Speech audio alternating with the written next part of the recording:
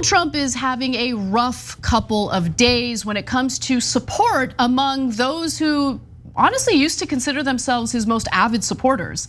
In the wake of Mo Brooks's loss to the Trump-endorsed Katie Britt in Alabama, this is during the Senate runoff, Amy Kremer, who's the co-founder of Women for Trump, blasted him for rescinding his endorsement of Mo Brooks.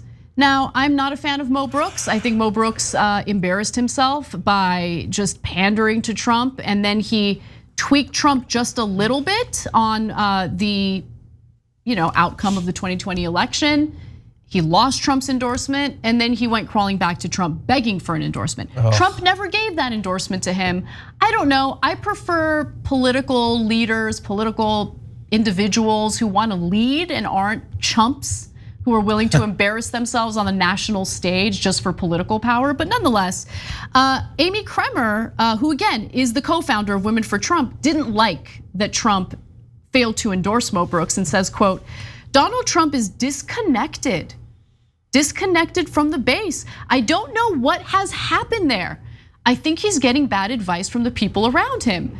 And I think it's unfortunate, but it's time for those of us in the movement to get back to basics, back to our first principles. We were here long before President Trump came along, and we're going to be here long afterward." So not only is she the co-founder of Women for Trump, but she's also the chairwoman of Women for America First that actually helped to organize Trump's January 6th rally at the Capitol. So look, I let him fight. Let him fight. I like that. I'm enjoying it, but there is no good guy in this story. Okay, she's not the good guy.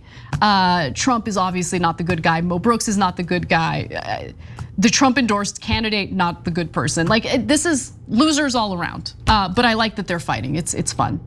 I do. Can we put up that last graphic? Because I had a couple of problems with it. I mean, first of all, I'm sure she has been around for a while, but saying this isn't about Trump, this is about the movement. Well, your group is Women for Trump, not Women for America. You've got other groups, sure, fine, small nitpick, whatever. Donald Trump is disconnected from the base. Well, to be fair, he turned on Mo Brooks and the base was like, oh, okay, this guy who's our incumbent and supposedly agrees with us, we hate him now.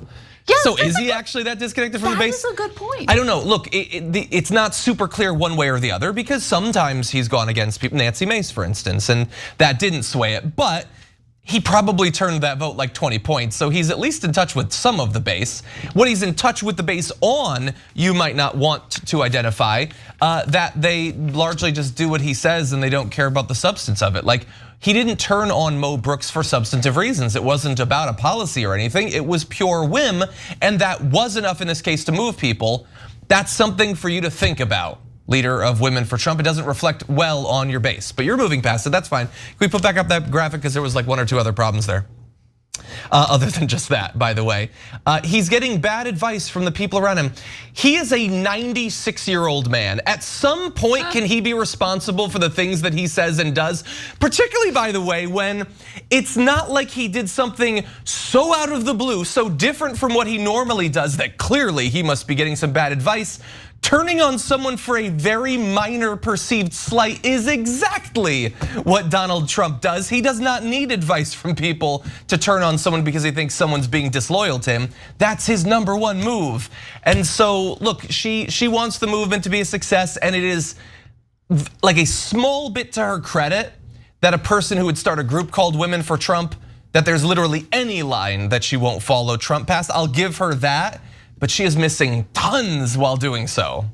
Yeah, you make a good point. In your earlier point, you say, Trump seems to be in touch with a good portion of the base. I prefer Trump who's not in touch with anything.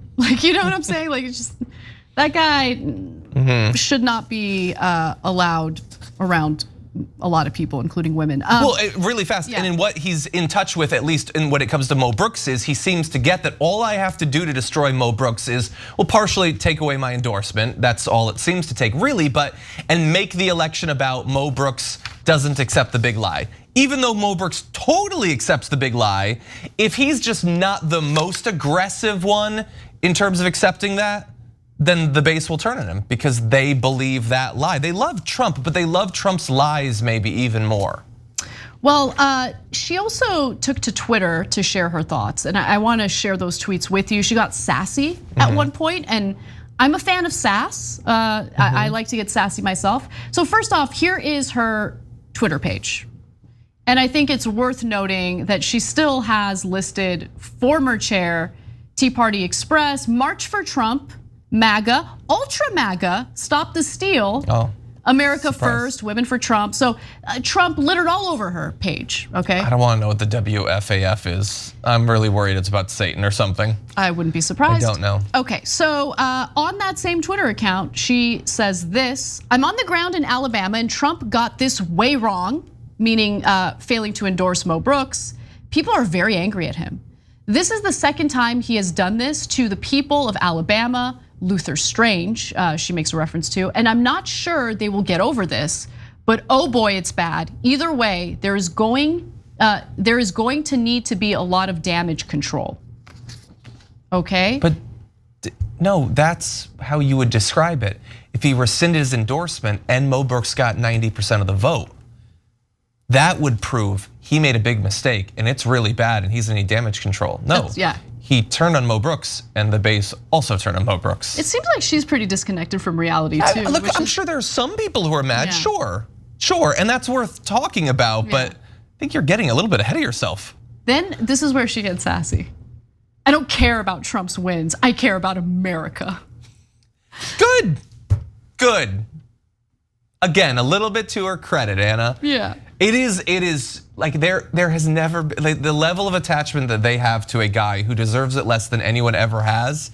It is scary. I would love to believe that people are starting to break from that. I don't know that I do, but even in tweet form, briefly, I like it. Well, I mean, what does it mean though? Because if Republican voters and some of these Republican organizers, if you will, decide to break away from Trump, who are they breaking away to? Well, I think we're gonna get to that. Yeah, well, so Brooks himself, obviously because he lost in the Republican primary, is pretty salty about Trump's decision to avoid endorsing him. He of course endorsed Katie Britt, his opponent.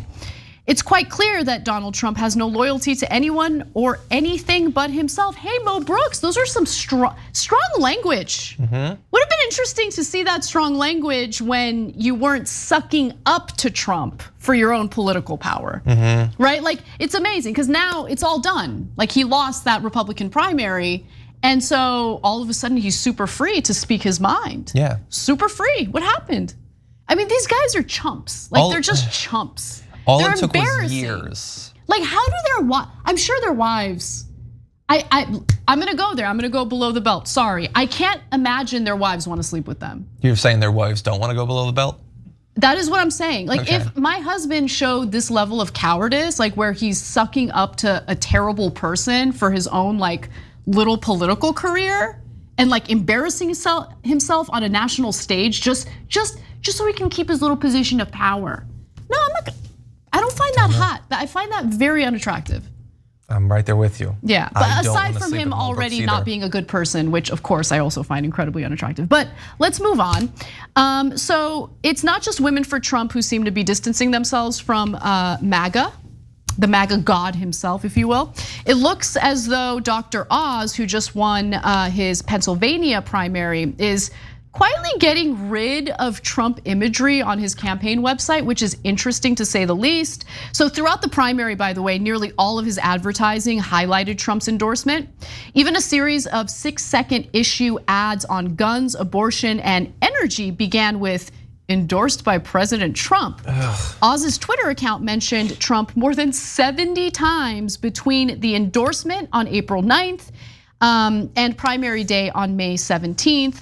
But Oz's campaign ran after winning the Republican nomination and didn't include footage of Trump. So let's take a look at some stuff. Both his Facebook and Twitter accounts during the primary featured a cover photo of Trump and Oz with the words "endorsed by Trump," but no longer.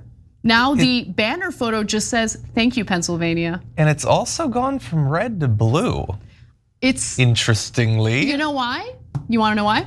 I don't wanna scare anybody. You're trying to win the Republican vote, right, in the primary.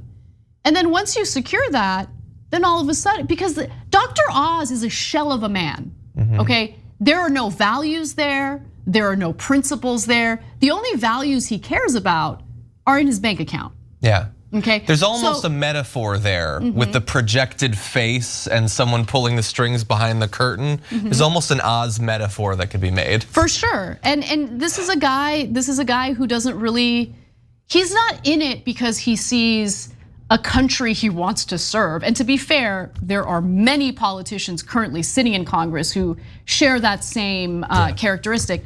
But yeah, of course, now he's like, all right, now I have to appeal to a broader group of voters, particularly independents, in order to beat my Democratic opponent.